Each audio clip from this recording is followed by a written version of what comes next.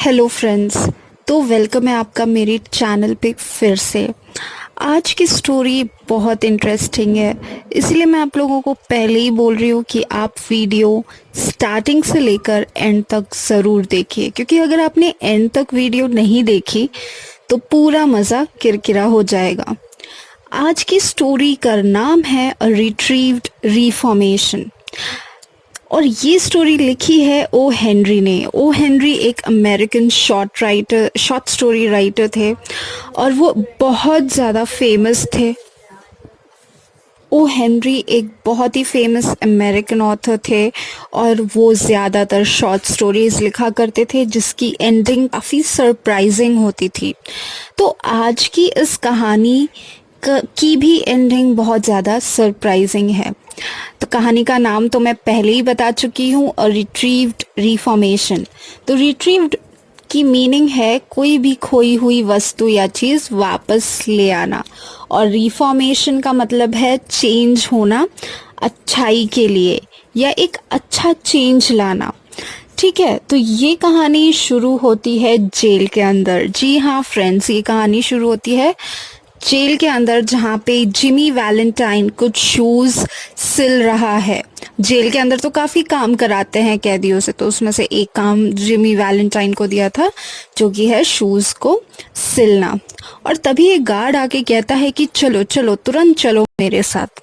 तो जिमी सुनता नहीं है, गार्ड फिर से उसको सख्ती से बोलता है और जिमी उसके साथ चल देता है। तभी वार्डन उसको वो जाता है, उसको कुछ कागज़ मिलते हैं, वो कागज़ से पढ़ता है, और उसमें लिखा होता है कि उसकी बेल हो चुकी है। बेल नहीं, यानी कि उसे छोड़ दिया गया है। उसकी सज़ा थी 4 साल की, मगर उसको छोड़ दिया गया था सिर्फ 10 महीने में, क्योंकि उसका अच्छा बिहेवियर देख के। और वार्डन उसको ये भी कहता है कि जिमी, अब तुम एक नई शुरुआत करो। मुझे पता है कि तुम एक दिल से एक बहुत ही अच्छे इंसान हो, इसीलिए अब तुम एक अपनी ज़िंदगी की नई शुरुआत करो, और ये सेफ वगैरह तोड़ना और पैसे चोरी करना बंद कर दो। तो जिमी कहता है, क्या? मैंने तो ऐसा कभी कुछ नहीं किया। तो वार्डन बोलते हैं कि अच्छा, वो स्प्रिंगफील्ड में जो हादसा हुआ था सेफ ब्रेकिंग का और कुछ पैसे चोरी करने का, तो वो तुम नहीं थे? तो जिमी बोलता है, मैं तो स्प्रिंगफील्ड कभी गया ही नहीं। उसी वक्त जिमी वो सब लेटर पढ़ के ज़्यादा खुश होता नहीं है, क्योंकि वो एक्सपेक्ट कर रहा था कि उसे जल्दी छोड़ दिया जाएगा, बट उसे 3 महीने में ही छोड़ दिया जाएगा, मगर उसे छोड़ते हैं 10 महीने में। फिर भी चलो ठीक है, वो खुश रहता है कि हाँ उसे छोड़ दिया गया है, और वो बहुत ही ज़्यादा एक्साइटेड रहता है अपनी आगे की ज़िंदगी बिताने के लिए। तभी वार्डन गार्ड से कहता है कि इसको थोड़ा इसको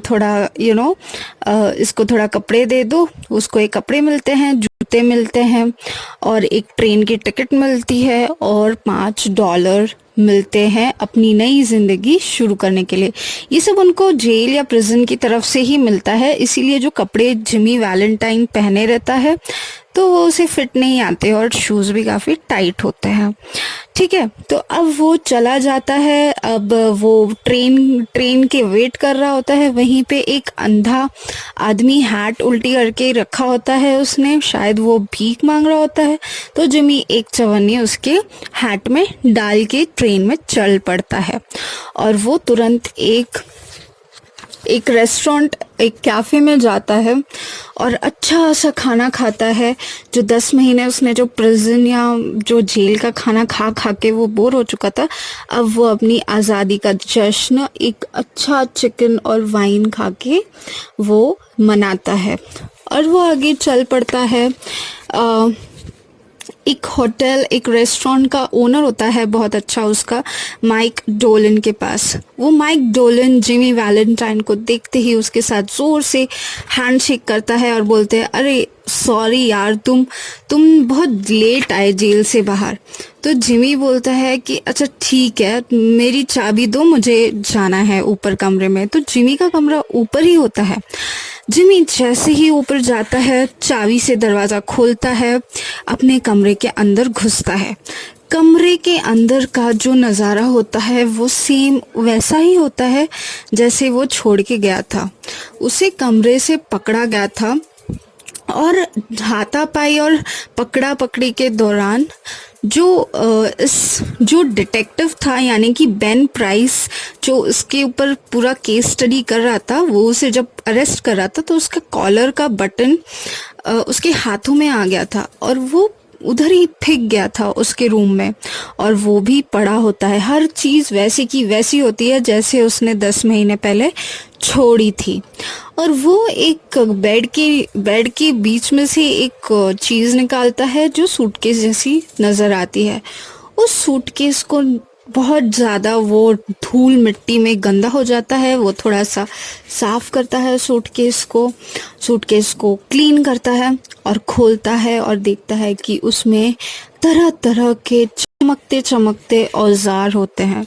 और ये औजार, ये टूल्स जो है जिमी वैलेंटाइन ने सेफ ब्रेक करते टाइम ये सारे टूल्स यूज़ किए थे। और वो काफ़ी प्राउड फील करता है अपने इस टूल्स कलेक्शन के ऊपर। और कुछ टूल्स कलेक्शन तो जिमी वैलेंटाइन ने खुद इन्वेंट किए थे 2-3, तो वो काफ़ी प्राउड रहता है कि अरे वाह, मेरे पास तो मतलब मेरा खजाना है, मतलब मैं अपनी आगे की ज़िंदगी देखो अभी कैसे मज़े में गुजारता हूँ। और वो ये अपने जेल के कपड़े जूते सब उतार के फेंकता है और एक नए बहुत ही अच्छी वेल फिटिंग एलिगेंट ड्रेस में खुद को ड्रेस कर लेता है, खुद को एकदम हैंडसम बना के निकल पड़ता है। और वो जैसे ही निकलता है तो ये अपना उसका फ्रेंड उसको पूछता है, अरे कहाँ जा रहे हो? तो वो बोलता है कि अरे काम से जा रहा हूँ, जबकि वो दोनों एक दूसरे से मजाक कर रहे होते हैं। उसके फ्रेंड को भी अच्छे से पता होता है कि वो अगला स्टेप कहाँ लेगा। तो जैसे ही ये जिमी वैलेंटाइन जेल से रिहा होता है, उसी के बाद रिचमंड इंडियाना में एक चोरी होती है, एक सेफ ब्रेक हुआ होता है। फिर एक लोगन स्पोर्ट नाम की जगह पे $1500 की चोरी हुई होती है सेफ ब्रेक करके। उसके बाद जेफरसन सिटी में एक ओल्ड फैशन बैंक से कुछ पैसे चुराए जाते हैं। और उसके बाद काफ़ी चोरियां ऐसी ही होती रहती हैं। ये सब जो चोरियां होती रहती हैं, उसके जो ऑफिसर होते हैं जो इस पे इन्वेस्टिगेट कर रहे होते हैं, वो होते हैं high profile officer Ben price. तो बेन प्राइस जिमी वैलेंटाइन की जो चोरी करने की जो हैबिट्स है उससे काफ़ी फेमिलियर होता है। वो काफ़ी जानते होते हैं कि जिमी वैलेंटाइन एक्चुअली कैसे तोड़ता है, उसका स्टाइल कैसा है चोरी करने का। उसका स्टाइल यही है कि वो हमेशा अकेले चोरी करता है और वो दूर दूर के बैंक सिलेक्ट करता है। ऐसा नहीं कि एक बैंक यहाँ है तो दूसरा बैंक 1 ही किलोमीटर आगे है। वो दूर दूर गांव छोटे छोटे शहरों के बैंक ऐसे चोरी करता है। और ये जो उसकी स्टाइल है चोरी करने की और सेफ ब्रेक करने की, बेन प्राइस अच्छे से जानते होते हैं।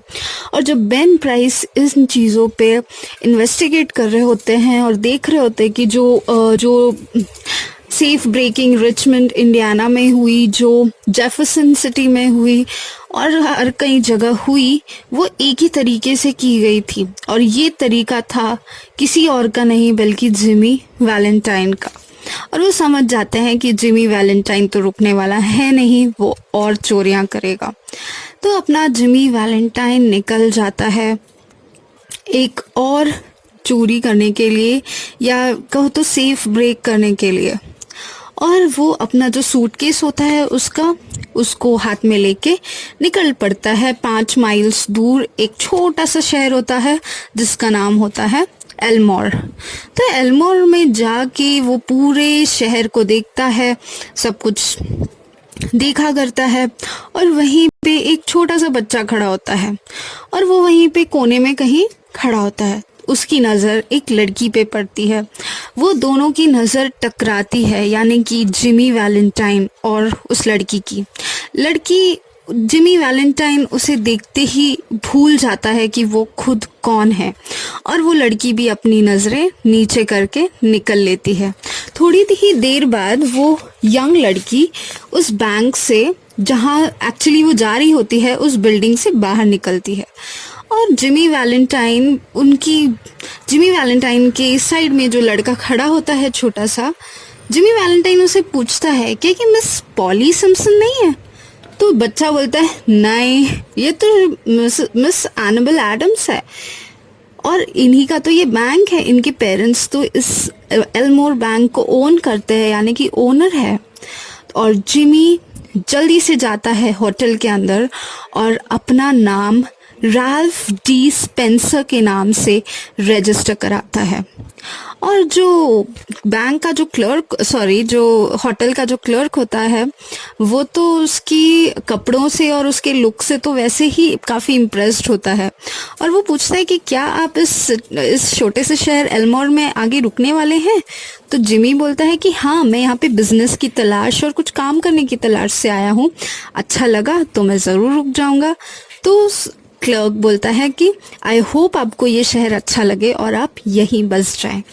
इसी बात पे और जिमी निकल पड़ता है, और जैसे कि स्टार्टिंग ऑफ द लेसन में हमें पता चला कि जिमी वैलेंटाइन शूज़ सिलता था, या तो उसे शूज़ के बारे में नॉलेज था, तो इसीलिए वो शूज़ का एक स्टोर खोल लेता है एल्मोर टाउन में ही, और वहाँ पे वो एक शूज़ का बिज़नेस खड़ा कर लेता है, और एक ही साल में उसका बिज़नेस काफ़ी आसमान छूने लगता है। वो एक अच्छा इंसान बन जाता है, यानी कि जो जिमी वैलेंटाइन का जो राख हुआ, उसमें से रैल्फ स्पेंसर पैदा हुआ, यानी जिमी वैलेंटाइन ही रैल्फ स्पेंसर था। उसने अपना नाम बदल के वहाँ पे एक नया शू बिज़नेस चालू किया। उसका बिज़नेस काफ़ी अच्छा था, उसके बिज़नेस ने काफ़ी अच्छा किया, और बाद में उसकी बहुत अच्छे लोगों से जान पहचान हो गई, और फ्रेंडली तो उसका नेचर था ही, और उसके काफ़ी ज़्यादा फ्रेंड्स भी बन गए। और देखते ही देखते मिस एनाबेल एडम्स से भी उसकी दोस्ती बढ़ गई, और दोनों की एंगेजमेंट हो गई। और 2 ही हफ्तों में अब एनाबेल एडम्स और मिस्टर रैल्फ डी स्पेंसर, यानी कि हमारे जिमी वैलेंटाइन, दोनों की शादी भी होने वाली थी। तभी एक रात जिमी वैलेंटाइन बस बैठे ही थे, उन्होंने सोचा एक लेटर लिखने को, और वो लेटर लिख रहे थे अपने एक पुराने दोस्त को। लेटर में लिख रहे थे कि तुम सिल्वन प्लेस पे मुझे अगले वेडनेसडे 9 o'clock को मिलना, मुझे तुम्हें कुछ देना है, और वो जो चीज़ मुझे तुम्हें देनी है वो है ये टूल बॉक्स तो तुम्हें $1000 में भी नहीं मिलेगा, ये तो बहुत ज़्यादा प्रेशियस है।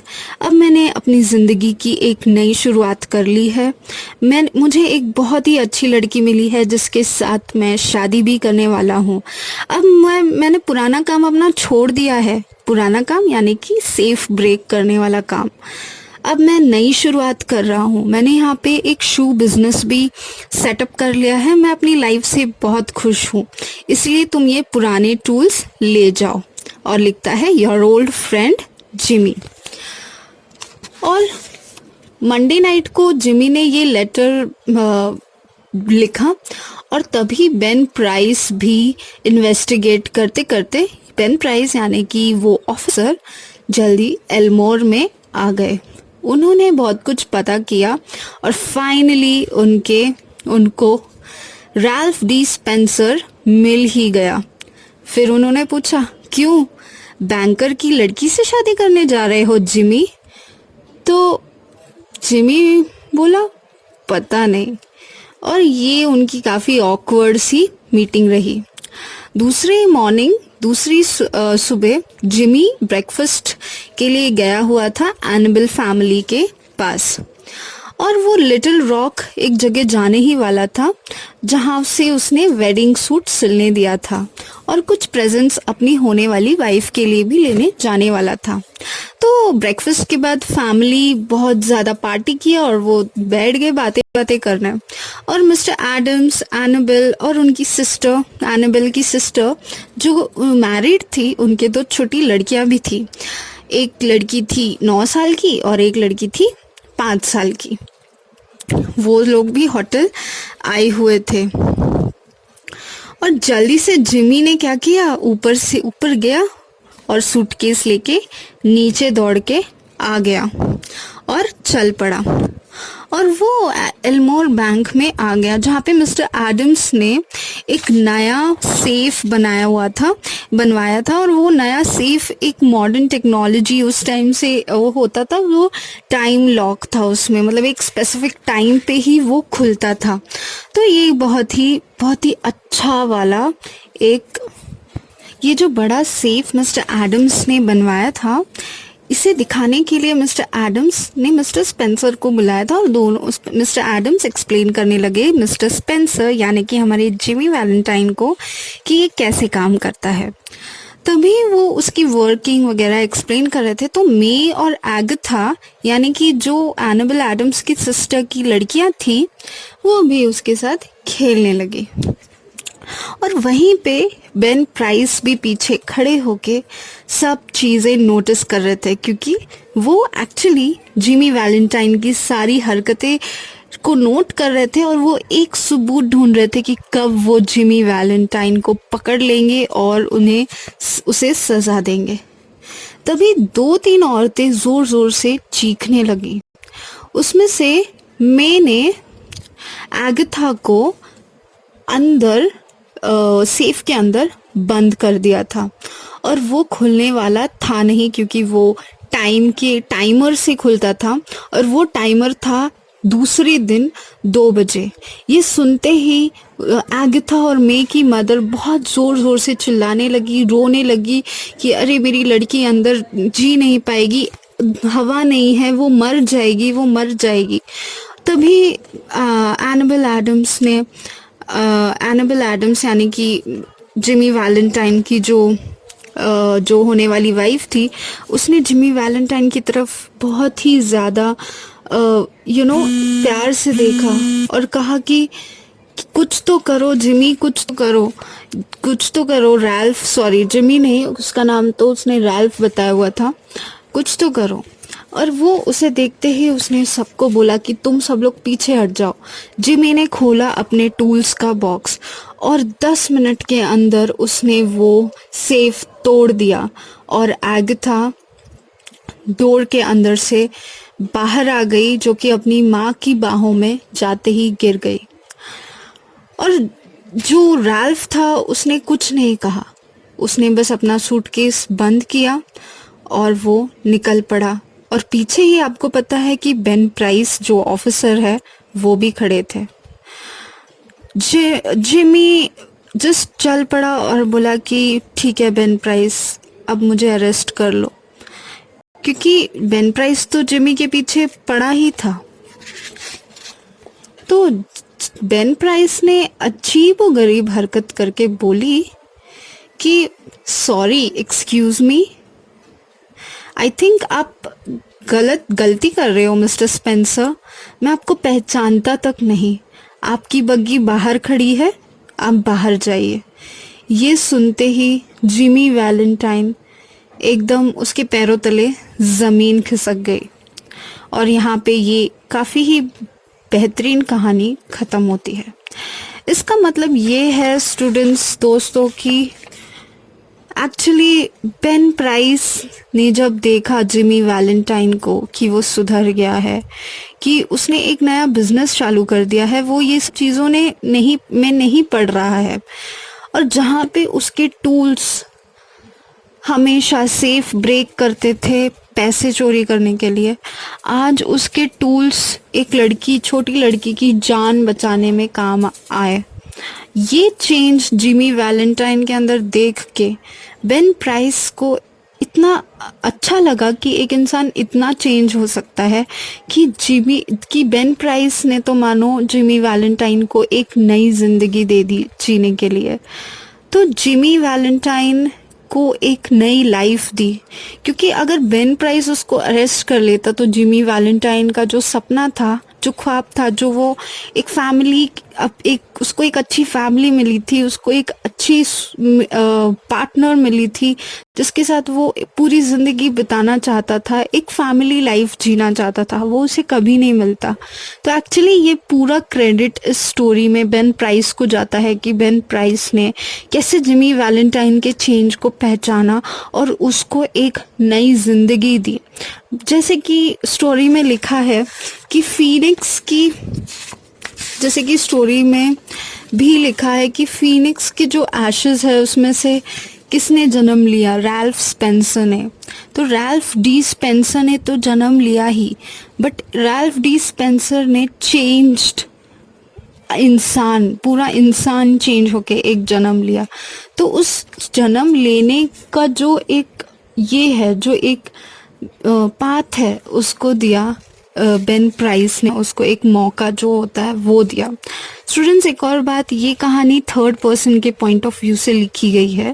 थर्ड पर्सन के पॉइंट ऑफ व्यू से लिखने का मकसद ये है कि आपको सही से बता सके, क्योंकि अगर हम थर्ड पर्सन के पॉइंट ऑफ व्यू से नहीं लिखते और जिमी वैलेंटाइन के पॉइंट ऑफ व्यू से लिखते तो इसमें एक बायसनेस हो जाता।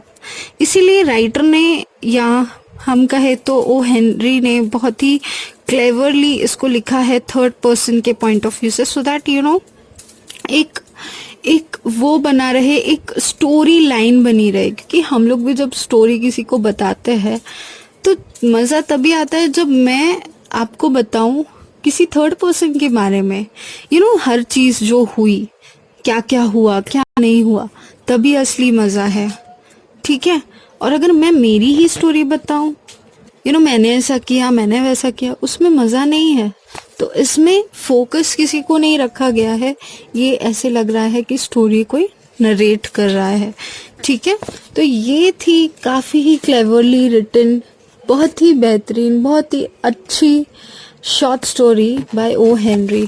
आई होप आप अपना ख्याल रख रहे हैं दोस्तों, ख्याल रखिए अपना, और हम लोग मिलेंगे अगली वीडियो में। तब तक do not forget to share, like and subscribe. If you're doing a sneak peek, please do not forget to subscribe, क्योंकि मैं पोस्ट करती हूँ वीडियोस और वो नोटिफिकेशन बेल दबाना मत भूलिए, क्योंकि अगर वो आप दबा देंगे तो जब भी मैं एक न्यू वीडियो पोस्ट करूँगी तो आपको एक नोटिफिकेशन आ जाएगा और आप तुरंत देख सकते हैं। ओके, तो मिलते हैं हम लोग अगली वीडियो में। Thank you.